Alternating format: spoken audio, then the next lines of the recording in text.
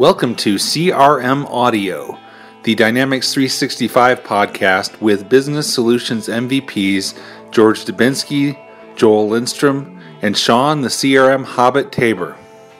This episode of CRM Audio is sponsored by Alexa CRM. WordPress powers more than 25% of all the websites on the internet and is the number one choice for blogs, websites, and portals because it's open source, simple to use, reliable, and extendable. Dynamics CRM has become a de facto standard in sales, marketing, customer service, and industry solutions. Now they can work together thanks to the Dynamics CRM WordPress plugin built with love by the Alexa CRM team. Capture forms, engage your users and customers, all without writing any code. Control your site in WordPress, keeping your data in CRM. To build the plugin, Alexa CRM has created an open source Dynamics CRM PHP toolkit, unlocking the world of Dynamics for PHP developers. Download your 30-day trial from alexacrm.com/plugin and instantly create a portal by connecting your CRM and WordPress site. We thank Alexa CRM for their sponsorship of CRM Audio. So, what is new in CRM Hobbiton? Well, there's a couple things that I've been keeping my eye on. There was an article yesterday on the interwebs talking about FastTrack. Have you heard about that? I am, but what part of FastTrack?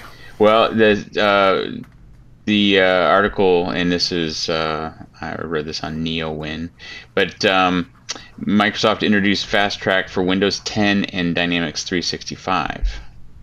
Okay. So it's similar to FastTrack for Windows 10, where they get guidance on best practices and how to plan for rollouts, that kind of thing. And so that's kind of a nice thing that's being rolled out. We're actually using FastTrack on several deployments that I'm part of, and I don't know what the exact number is, but anybody over a certain amount of seats gets FastTrack for CRM Online or Dynamics 365. And it's really been nice because they have been very helpful, kind of your direct line to Microsoft and assistance even with training and things like that. And they work very closely with us as partners. And so it's not a competitive situation at all. It's just a nice thing, nice value add that people get as part of their subscription. And that's an important differentiation that you just mentioned. The FastTrack for Windows 10 and for Dynamics 365 is offered through the qualified partners, not necessarily the FastTrack Center, which is how Office 365 was delivered. So, kind of neat to be one of those qualified partners. Yep. Well, I am in New York, off Broadway. Fancy pants. Yeah. My cab driver may or may not have been a member of the Russian mafia. I'm not sure. But I just know I don't want to drive around here. And every time I go on a trip, I forget something. And sometimes it's major things such as shoes and pants. But this time, nothing major. Just my adapter for my iPhone 7 for headphones. And I have a business idea. I'm going to start a store in an airport that only sells iPhone headphone dongles and Surface pens because they would make a killing.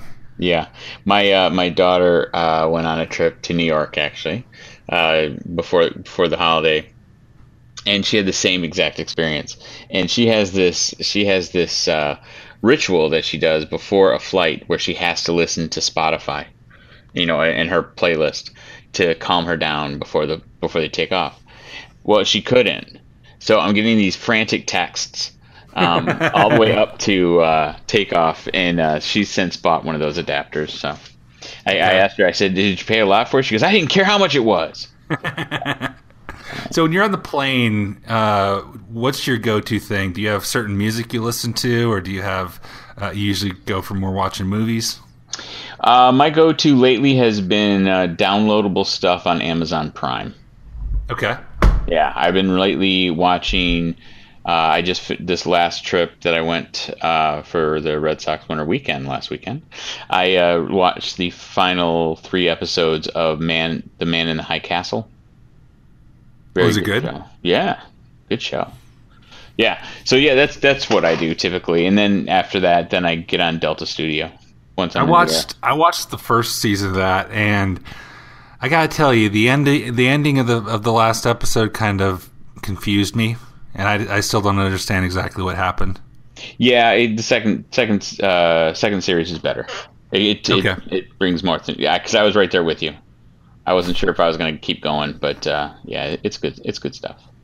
So before I left on my flight, I actually flew out of Charlotte, and I had a webinar for CRMUG that I wanted to arrange my travel around. So I actually went to the Charlotte Microsoft office and did it from there, which they were very nice and let me use a whole conference room all by myself and the 50, 60 people or whoever was on the webinar. And I gotta say, in preparing for that, now I've used the Dynamics 365 mobile app, but I really like it after really digging into it and going into it. It is a significant improvement. I mean, I think the usability of it, I would put in the 50% more usable category. And it's a lot of it's small stuff. It looks and feels a lot better, but the start page I think is fantastic. It doesn't start with a dashboard now. It starts with a home page that is kind of your day at a glance. Yeah. So it's got the relationship assistant there that shows you meetings you have coming up or emails you need to respond to.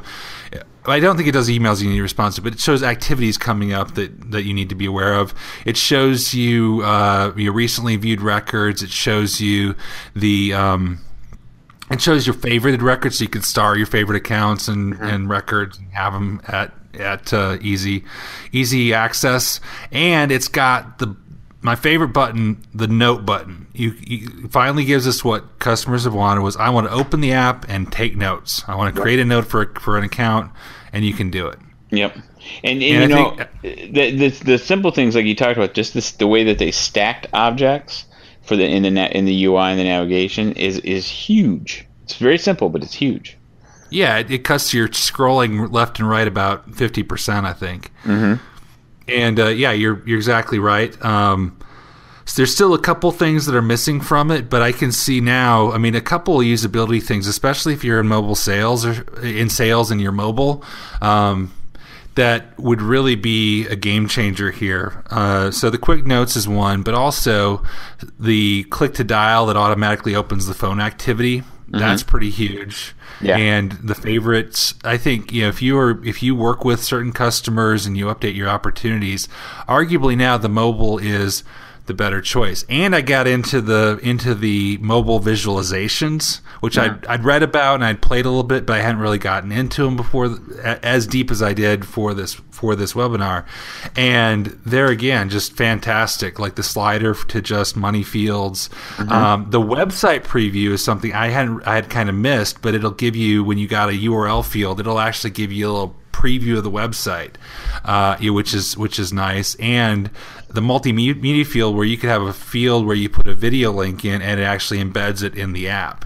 Right. It's kind of like the same. It's kind of like the same experience you get when you're texting and you put in a link and it, on the iPhones with the iOS 10.2 now, it gives you a little preview bubble. It has that kind of similar feel, and that's what I think Android does it as well. So it's nice to see that the app's moving along those kind of same standards. And it just feels like it fits mobile better because the original UI, well, it wasn't terrible. It felt like you were stepping out of your either Android or iOS UI form factor and going to this alien left-right swiping weird thing. And now you've got something that looks and feels very consistent with other app experiences. And the interoperability, I can never say that word, with the other Office apps is much tighter and much more seamless, right? Right. Moving from an Excel spreadsheet to a Word doc, you launching a Word template from a record. Much more seamless, much better experience. I was really excited about that. And gotta say, I kind of scoffed at people who said this in the past, but I gotta say, I'm wishing that the web UI was more like the mobile UI now. There's something to be said about it. It's moving that way because it's the thing that mobile makes you do is it makes you focus on the things, the very important things that you have to do, and takes up every bit of fluff, right? Mm-hmm. And you know, on 90% of the implementations, you're taking away stuff from the base form to make it cleaner. Well, then of course you're adding stuff to clutter it up, but you know what I mean. It's you're making it more focused. That's pretty much, you know, from Go. That's what you're doing. And the mobile app just focuses you right away on what is the critical things you need to do. I can understand why you'd want to be able to have access to more things and more related items on the web because of the screen and the real estate. However, there is definitely something to be said for that laser-like focus on the action at hand that really does make it a more quality user experience. I would agree. Yeah, but for example, the way that the related entity tiles are displayed now in mobile, they're more narrow. They don't take up as much space, but they're very convenient. Yep. And you know, I love that instead of having it hidden on the form. I think it shows it is possible to have navigation links not take over the whole form, but still be more readily available. Mm-hmm. Yeah, it's intuitive, and especially how you can have more visualization in those kind of. They're not just these plain old bricks. There, you know, you can, especially on the web form, you can have with relationship insights. You're starting to see in those controls demonstrable information within those tiles to make it very easy to discern important information. And if you need to drill through, you can drill through. So right. And the other thing is, I think the stacked UI makes dashboards usable on mobile finally. Yes. I mean, when you were on an iPad and you only saw one chart at a time, it was a little jarring. Mm-hmm. Mm-hmm. Yeah, I agree. Yeah, I'm excited about it, and I'm looking forward to see what happens in spring, see if they improve anything there, and who knows? Who knows what'll happen? Who knows? Who knows? Tongue firmly planted in cheek, but yeah, and there's also another bit of information out since our last podcast. More information has come out about the authoring learning paths. Okay. Have you done it yet? I've started to configure it. It's not just me personally. I wouldn't say it's the most intuitive experience I've ever seen in my life, because here's my complaint. I can get it all set up, have my learning path enabled, and everything's great. I still have to tell my people either to opt in for it, or I have to take an additional step on an administrative level to enable it for everybody. Okay. Right. Is it hard to enable it for everybody? You can enable the learning path capability, but no. Now I'm thinking about it. No, I can't enable it for everybody. They have to click the opt in. If we want to turn it on for the entire organization, you can enable learning path, but it's in the system settings, but I'm not sure if that's skipping opt in, or if they can still opt out. Right? So it looks like you're enabling it for the entire organization, but I'm not sure if they can opt out from their individual options. I didn't check that. But given that you have that, and then for the authors, you have to make sure that they're in their own security group, and it's an Office 365 security group. It's not a Dynamics security group. So it's a different set of permissions. So if you're a Dynamics 365 admin, but not the Office 365 admin, then... All right, here's the answer from the help. Yeah. All right. It's turned on by default. You don't have to opt in. It's turned on by default. Individuals can turn off learning paths by going to the options icon, and can turn it back on by opting in, or you can turn learning paths on or off for the entire organization. So even if you turn it on for the organization, they can still opt out. That's what it looks like. So there's no way to turn off the opt out. No, not that I see. Unless there's some kind of security role, I don't know. Because I could see some level of users saying, yeah, I don't even need to see it. But at the same time, I could also see where you might want to have new employees or employees in roles that have a lot of different functions that you're wanting to leverage learning paths to really push and deliver that content and have that part of your training to access these paths.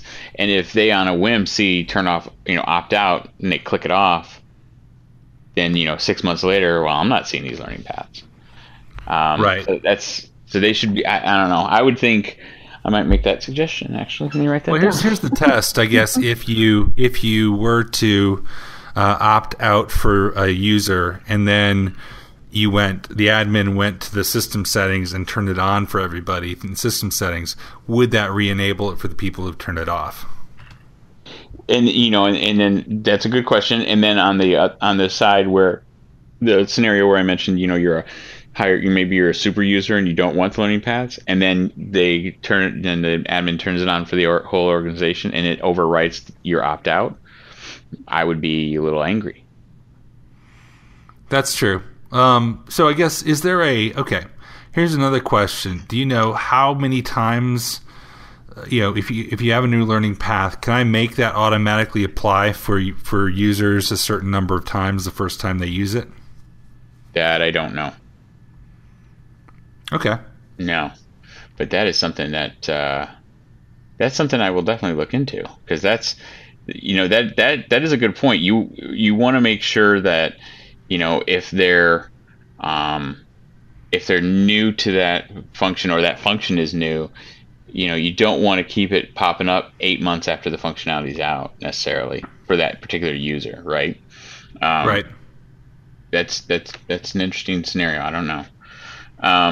Right, especially for the guided tasks. The guided tasks would get really annoying if they popped up automatically every time you went to a form. The sidebar is nice because it's more, I get stuck, I hit help, I want to know what to do. Mm-hmm.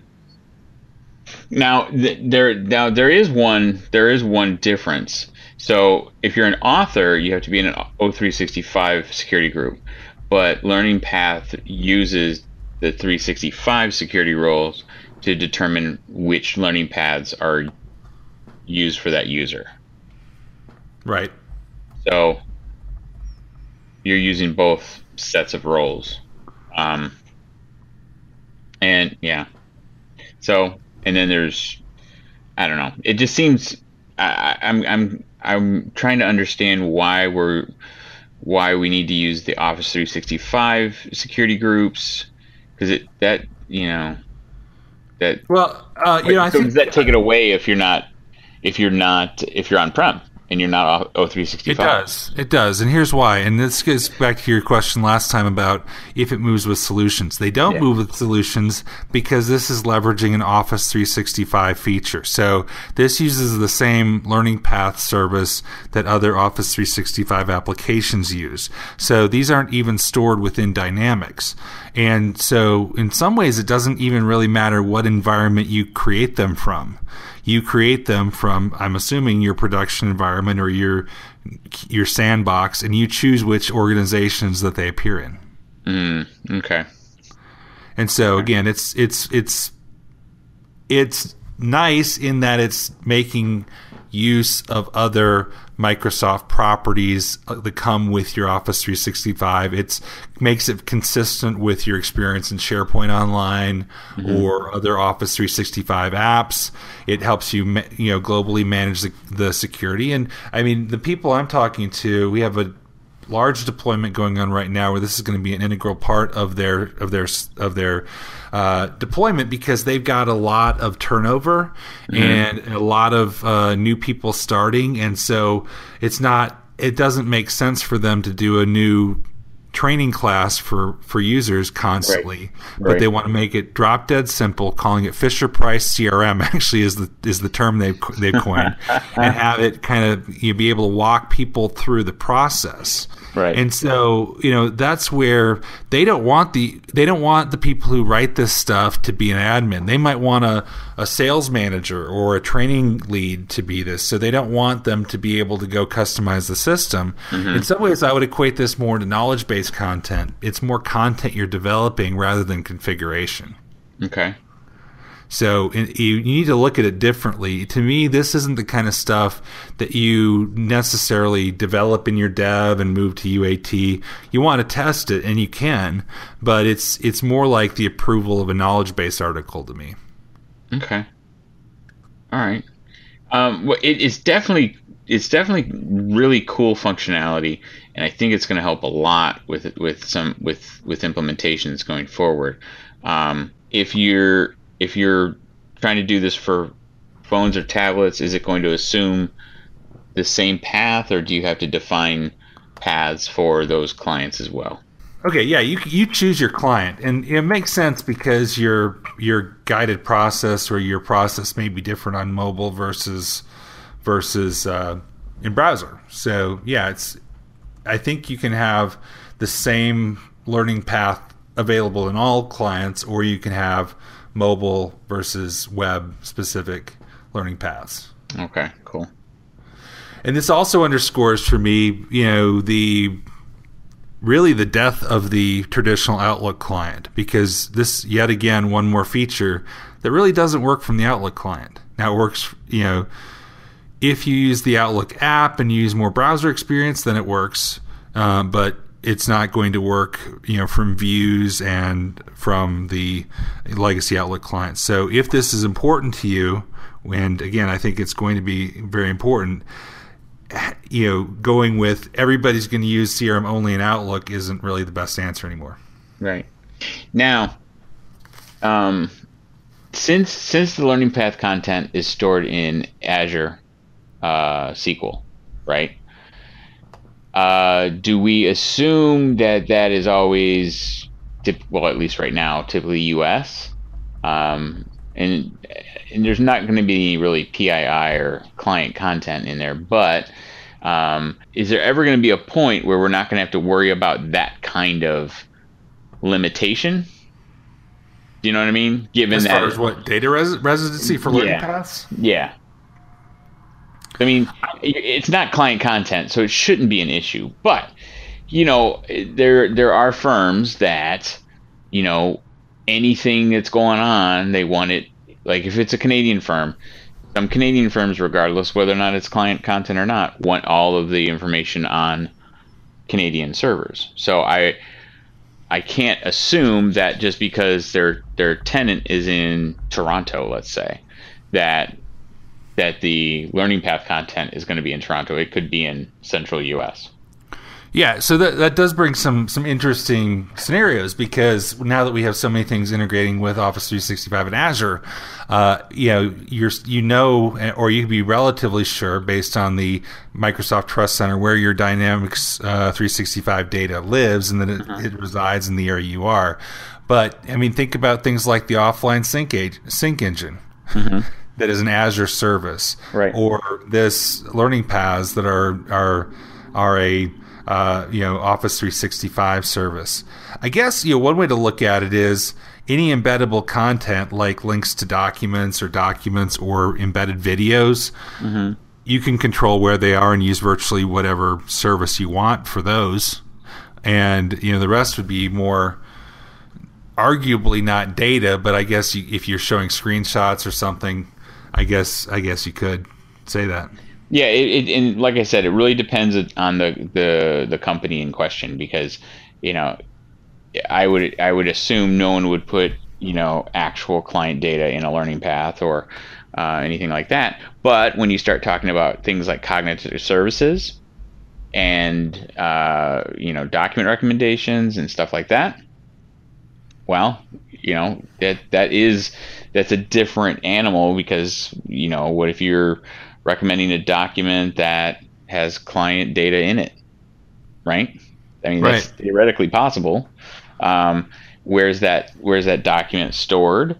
Right now, when I was going through today and looking at the Azure subscription pricing availability for the cognitive services, and when I went to go to and this may be, I'm assuming, well, actually no, I'm not even logged in, so it's not looking at me, but maybe it's looking at my IP.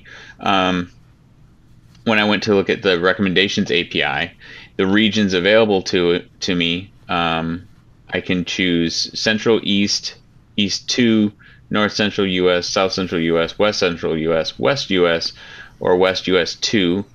I could choose North or West Europe.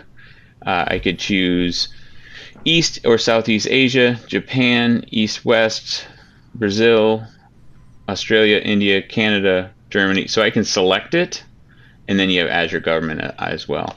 But like for right now, Recommendations API is not available in Canada Central. So no recommendations for you Canadians. No. So right now, as far as the website's showing, the only place you can tie, and it's in a preview, so it's kind of understandable. The only region is West US that you can access. But it looks like they're going to extend all of these out to all those regions, which is good. But does that mean you have to establish API connections for each region? Yeah, I don't know. It raises interesting questions. Let's talk about the cognitive services. We had a discussion about this yesterday, actually. Yes, we did. And because this is one of the areas that intrigues me the most, but that's kind of one of the areas where there's the least actual information out, and it is a preview. Yeah. But first thing is, cognitive services sounds less creepy than machine learning to me. Yes. It's a little bit less robots are taking over. It's your friendly cognitive services. It's a servant. It's serving you in a cognitive manner. A very smart servant. Yeah, it's not Skynet. Don't worry. And, the places where it's surfaced kind of out of the box are some of the most logical places. Knowledge-based article recommendations, related cases, opportunity product recommendations, document recommendations, a lot of good stuff. But the thing that just makes it feel like black magic in some ways is you have no idea if it's working or not. Right. And what I would equate it to other uses of the Azure Office 365 services that I'm familiar with. Probably the one I've used the longest is Clutter in my inbox. And to the service that uses machine learning to weed gray mail out of your inbox, not the spam filter, but it things like subscriptions and newsletters. I think it's turned on by default. Initially, when I first used it had a lot of false positives, and I had to, I actually missed some emails because of it. But since then, it's pretty accurate. And when I get something that goes there accidentally, I move it out, and then that doesn't get moved in there. It's kind of funny. A lot of Microsoft emails find their way into the Clutter folder. Yes, they do. Yes, they do. My Xbox Gold renewal email made it in there this year. I got mine after it was billed. So wasn't that where your MVP notice went? Yes, it was. It was, as a matter of fact. Because it was like 2 weeks later, and somebody said, "Hey, Shawn, congratulations on your MVP." You're like, I didn't know. Yeah. What are you talking about? I'm not an MVP. Yeah, exactly. So, but if it works, it's really cool, and really, I think, sets Microsoft up as a thought leader in what's coming in the systems of intelligence. But again, there's and the other thing that strikes me is probably the industries that would most appreciate the functionality, like the email assistant, like the relationship assistant, like the related record notifications, are people who would have the most reticence to use it because of potential security concerns, right? Such as investment banks, financial services companies that would be very hesitant to have Dynamics monitor inboxes or worry about data security. Right. There's so much, and that's one of the. I guess it's a, wealth of riches. I guess you could say is no tough problem, but we have all of these unique APIs. Just it feels like they're all of a sudden here, right? Because I think back to 5 years ago, and we've said this before.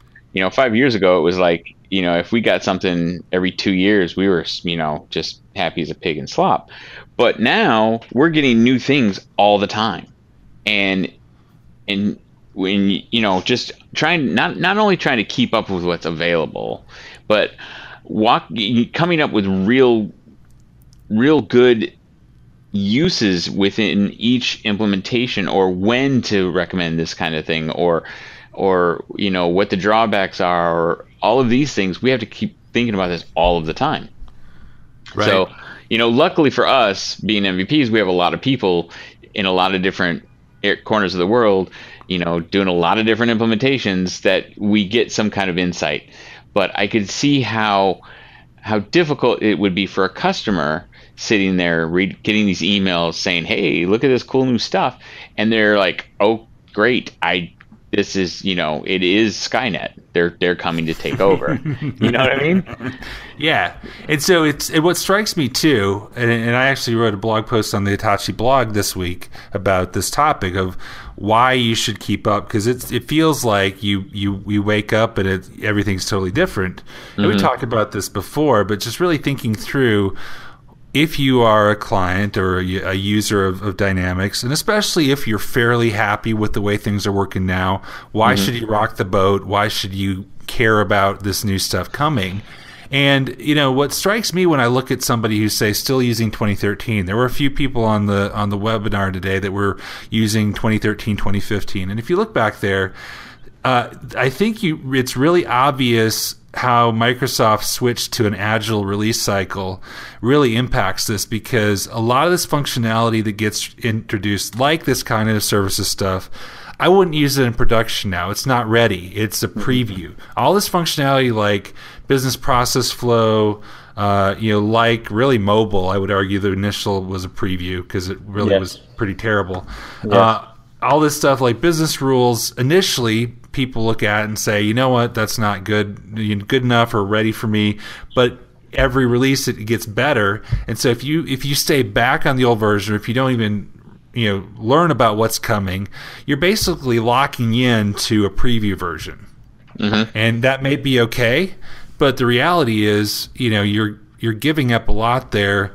And you're making your users' lives a lot harder than they otherwise could be. Yeah, agreed. And just understanding when and where to look at preview items, what it means, how, and this also helps and promotes the CRM ideas that much more. Because with those preview items, if you're able to look at those in a sandbox environment, let's say, and if you're a customer, submitting information about your experience is even more important now than it's ever been. You really can have an impact on how these things are changed and modified in the future. So it's like walking into, let's say, you need a screwdriver.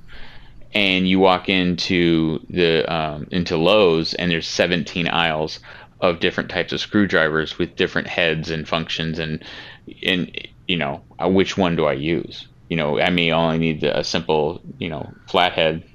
I don't know if that's the right term. The one that intimidates me is the screw aisle.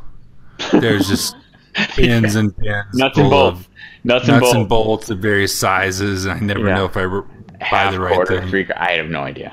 I have no idea. I always have to bring whatever it is I'm replacing, so I can put it on. And how do you do that with these kind of things? Do I bring my existing cognitive service that I'm using? Yeah. This episode is brought to you by our friends at Kingsway Soft. Kingsway Soft is a leading integration solution provider offering software solutions that make data integration affordable and painlessly easy. Thousands of enterprise clients from over 65 countries and regions rely on Kingsway Soft to integrate data with various application systems in order to drive their business efficiency and fully leverage their information assets. Kingsway Soft is a leading provider of Microsoft Dynamics integration software, including Dynamics 365, CRM, AX, NAV, GP, SL, as well as many other applications such as Marketo, Dropbox, QuickBooks, and Salesforce.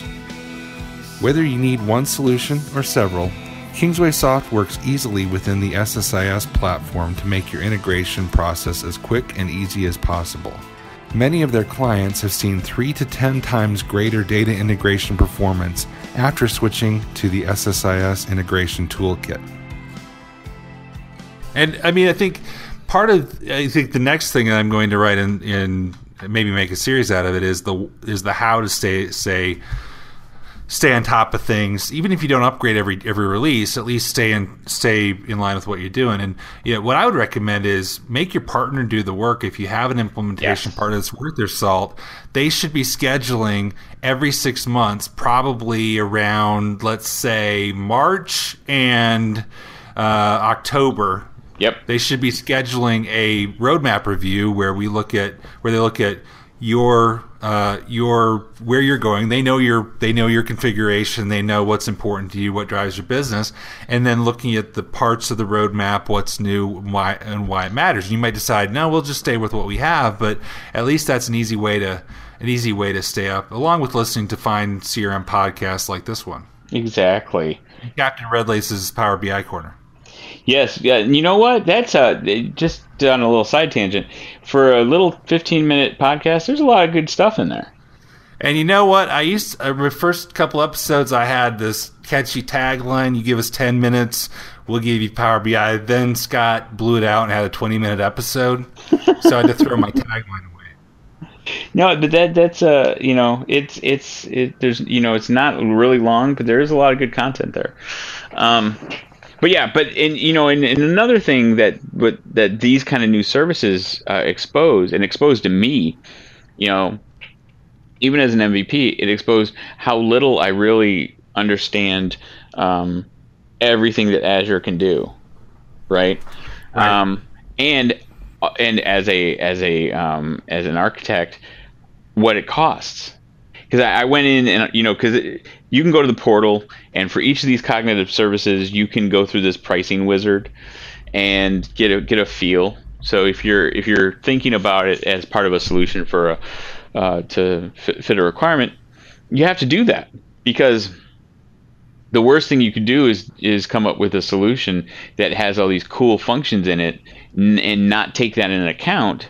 How much is it going to cost? And then if your customer loves it, and then you say, okay, we're going to build it, it's going to cost, another $2,500 a month. They may not be up for that. That may not be in the budget. Right. So, so I think it's time to start really looking at learning a little more about Azure and especially the pricing, how a transaction is defined for the various services. And that's one thing that I would like to see more clarity. And I hope that as the cognitive services integration goes out of preview, I'd like to see more detail about how service calls to Azure to cognitive services are consumed when you say create or update records. Because in our conversation, one of our colleagues from the UK did a little test, and he was seeing that updating a record sometimes consume 2, sometimes consume 3 different calls. And since you're paying basically for it, and it's a fairly high number, but if you had an active environment, large, say a large call center or multi-geographic call center deployment, and you had this thing going on documents, you had it going on cases, you had it going on knowledge base articles, and people are searching the knowledge base. It would seem like you could rack up quite a few calls, and there's not a lot of clarity on how you do that. Also, there's 2 different settings in the similarity matching. You can actually do it without cognitive services, where it uses, instead of doing a cognitive services matching, it does a matching based on keyword just within Dynamics. I'd like to see a little bit more documentation about what you lose by using that. My feeling is that in itself is going to be a vast improvement over the old related cases matching that just matched by the subject. Right. But again, I don't know. Is it doing full text search based on defined fields? That's what I think it is. But again, a little bit of black magic there that I think a little bit of you remember the old nuts and bolts white papers they had, where for a while they were putting out like the guts of more than you ever want to know about Outlook synchronization. Right. I'd love to see something like that around, just realistic. Put away the fluff talk and just talk about realistically. Tell me on it. How does this work? Yeah, and and that's for the cognitive services.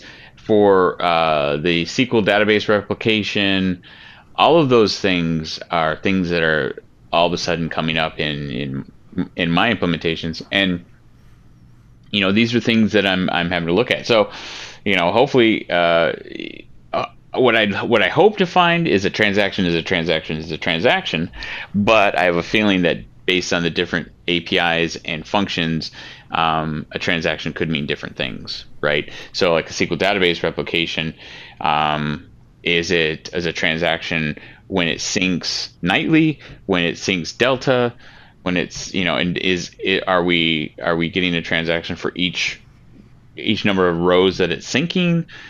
That's the kind of meat and potatoes that I'm trying to get down to. So yeah, I'm also interested specifically with the knowledge base implementation for recommended knowledge base articles. If it factors in usage of the knowledge base articles. So for example, if I'm searching based on which ones are selected, that would tell me which ones are more valuable than others.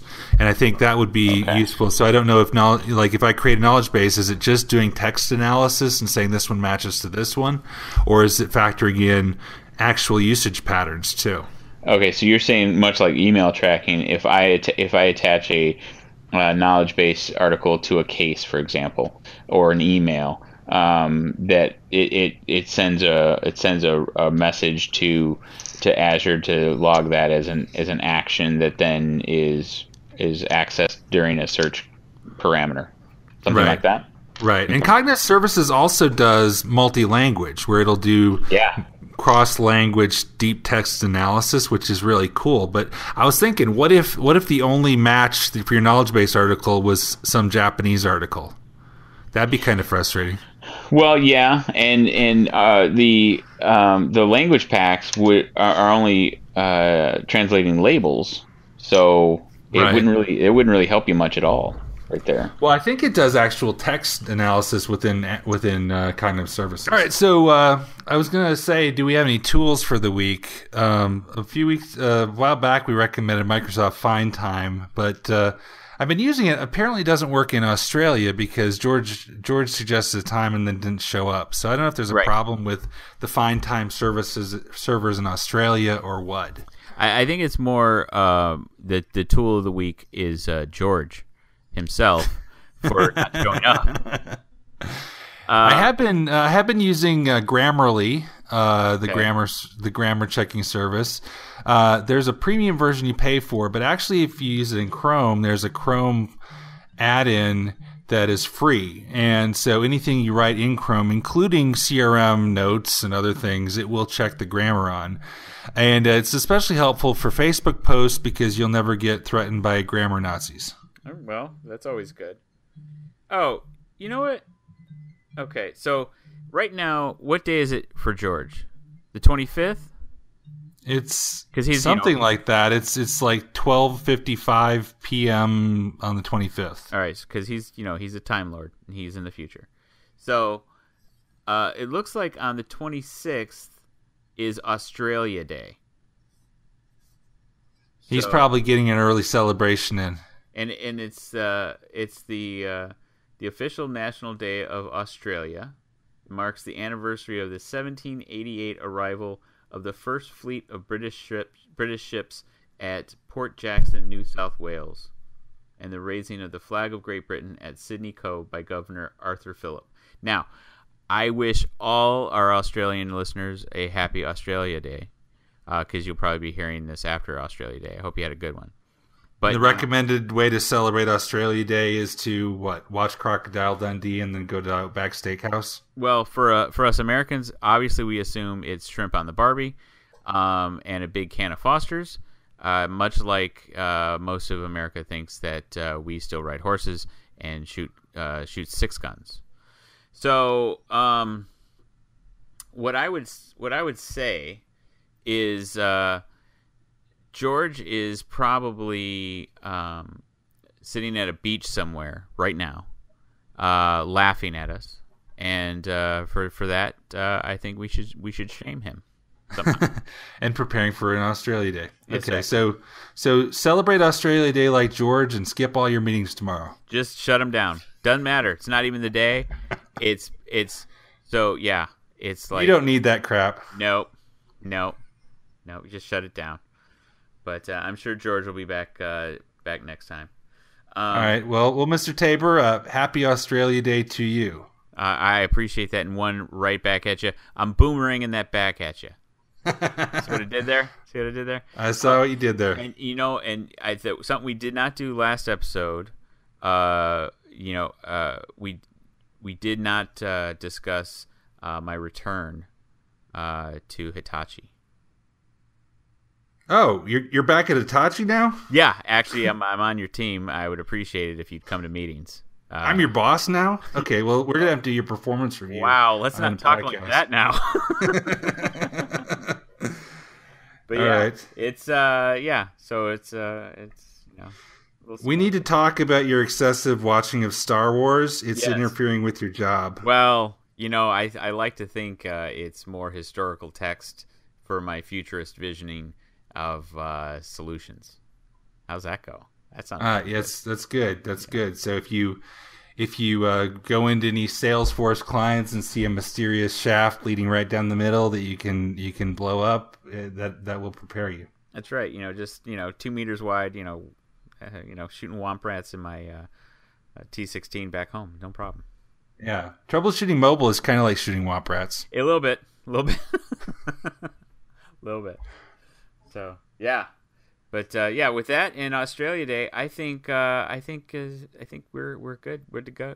But I can't even talk now. So which version of Star Wars, which episode would you recommend is the traditional episode to watch on Australia Day? And it seems like everybody in Star Wars, for some reason, has either a British or Australian accent these days. Well, now, okay, so if Australia Day is the first landing of British ships on the mainland, wouldn't that mean the British Empire landed on the continent? So, given that, I'd say Empire Strikes Back. Yeah, or you could go with the Phantom Menace, like the trade war. Well, there you go.